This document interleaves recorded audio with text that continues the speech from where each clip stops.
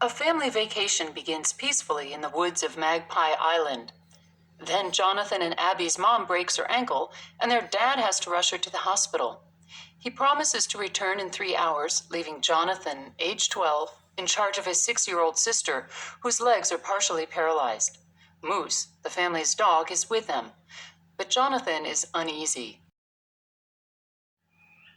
In his mind, Jonathan could see his father unhitching the small camping trailer. He pictured the car going along the narrow, winding road that meandered from the campground through the woods. He saw the high bridge that crossed the river, connecting the island campground to the mainland.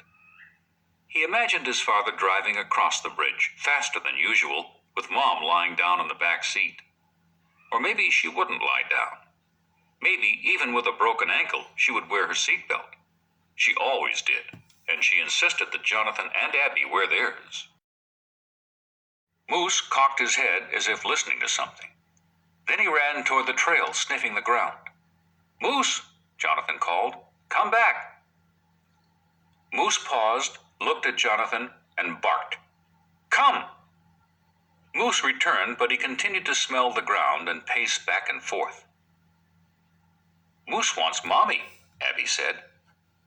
Moose suddenly stood still, his legs stiff and his tail up. He barked again. "Silly old dog," Abby said.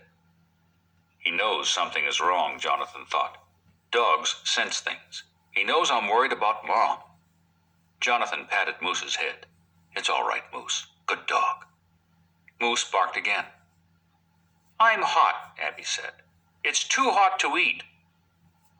"Let's start back. It'll be cooler in the shade and we can finish our lunch in the camper." Maybe he could relax in the camper. Here, he felt jumpy. He didn't like being totally out of communication with the rest of the world. Whenever he stayed alone at home, or took care of Abby, there was always a telephone at his fingertips, or a neighbor just down the street. If he had a problem, he could call his parents or Mrs. Smith next door, or even 911. Here, he was isolated. I wouldn't do well as a forest ranger, Jonathan thought. How do they stand being alone in the woods all the time?